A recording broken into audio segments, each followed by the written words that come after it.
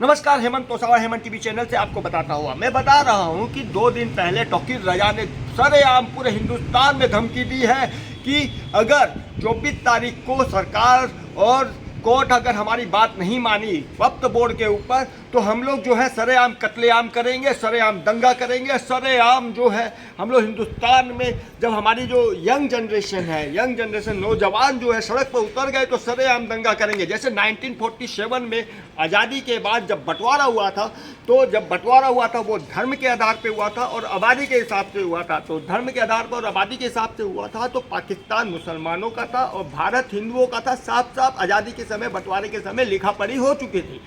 लेकिन फिर से तौकीर रजा, ओवैसी और मदनी जैसे लोग जो है भारत में दंगा कर रहे हैं। किस तरीके से भारत के अंदर वो लोग ये दिखाना चाहते हैं कि भाई वो लोग यहाँ पर क्या करना चाहते हैं, न सरकार की सुनना चाहते हैं, न संविधान को मानते हैं, न कोर्ट कचहरी को मानते हैं, न कानून को मानते हैं। तो ऐसे लोग जो है भारत के संविधान के लिए नहीं, पूरे भारत के लिए ही खतरा है। और लेकिन इस खतरे में जैसे तौकीर रजा जैसे लोग जो है, दलाल जो लोग हैं, इन्होंने धमकी दी है कि हम लोग जो है दंगा करेंगे और सड़कों पे उतरेंगे। तो भाई आपने एनआरसी, सीए, एनआरसी और एनसीआर के ऊपर आपने शाहीन बाग खोल दिया था। बाद में याद होगा आपको 100 दिन के अंदर आपके शाहीन बाग की पूंगी बच गई थी और लोग जो है वहाँ से दुम हिलाकर भाग गए थे और शाहीन बाग उखाड़ के फेंक दिया गया था। ऐसी बेइज्जती हुई पूरे हिंदुस्तान में नहीं, पूरे विश्व में बेइज्जती हुई उनकी। और फिर से ही तौकीर रजा जो है वक्फ बोर्ड के ऊपर, जो कि वक्फ बोर्ड जो है जब बंटवारा हो गया तो वक्फ बोर्ड भी एक तरह से इलीगल तरीके से ही है। वक्फ बोर्ड की आड़ में ये लोग जो है आतंकवाद पाल रहे हैं, गुंडागर्दी कर रहे हैं, देश के अंदर अराजकता फैला रहे हैं। तो मदनी, तौकीर रजा और ओवैसी जैसे लोग ये तो शुक्र बनाइए कि अम्बेडकर ने कह दिया, अम्बेडकर ने जिस तरीके से संविधान लागू किया वैसे उनको बोलने की आज़ादी मिल गई है। लेकिन अगर ये सड़कों पर उतरते हैं 24 तारीख के मीटिंग के 15 दिन बाद तक की धमकी दी है, यानी 24 तारीख को इनकी दिल्ली में बहुत बड़ी सभा है, जिस सभा में ये घोषणा करेंगे कि सड़कों पे उतरो, कत्लेआम करो, दंगा करो और अराजकता फैलाओ। तो मैं बताना चाहूँगा जिस तरीके से ये सड़क पर उतर के अराजकता, दंगा फैलाने की बात कर रहा है और लोगों को उकसा रहा है लीगल तरीके से, देखिए इनकी भाषा शैली, देखिए भाषा शैली वही है जो मैं बोल रहा हूँ। फिर बाद में बोलेंगे कि भाई हमने तो ऐसा कहा नहीं, आपने ऐसा कहा नहीं, आपने ऐसा करने के लिए मजबूर कर दिया।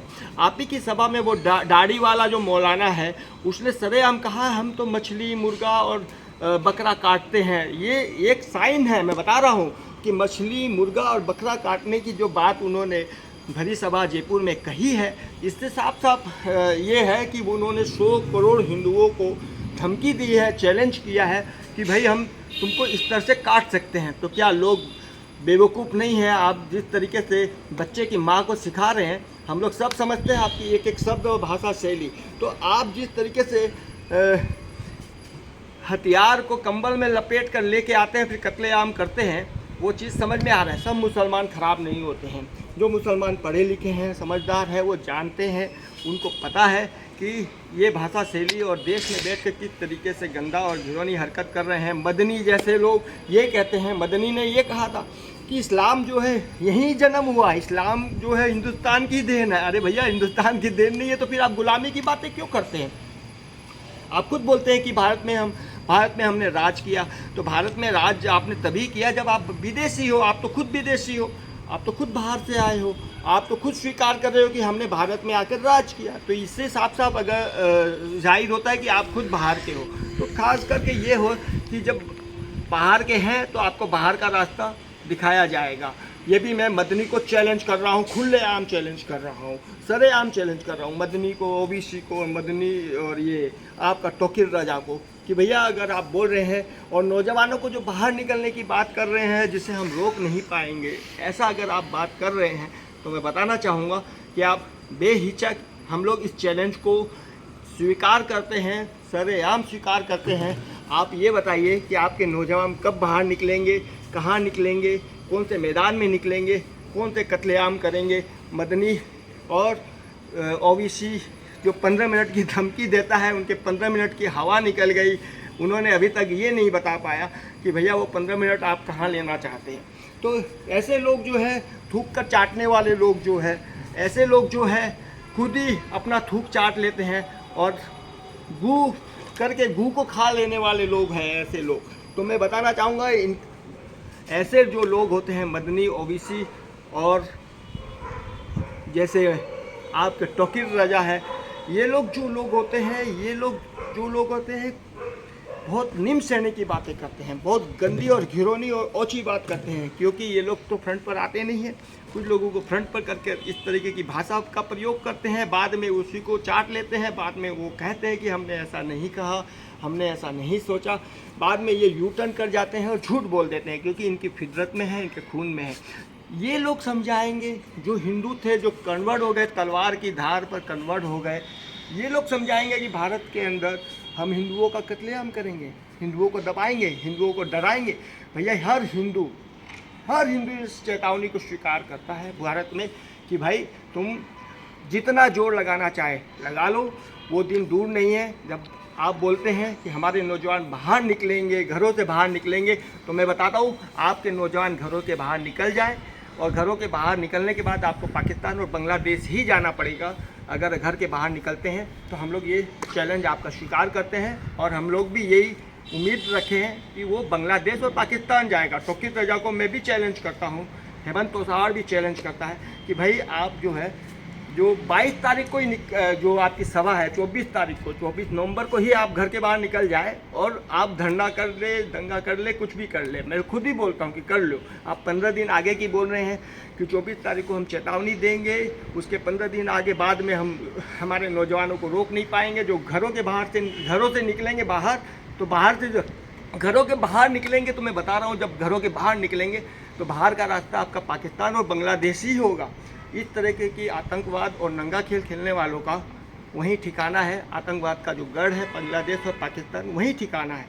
तो मैं आपका ये चैलेंज स्वीकार करता हूँ। पूरा हिंदुस्तान के हिंदू 100 करोड़ हिंदू जो है इस चैलेंज को स्वीकार करता है।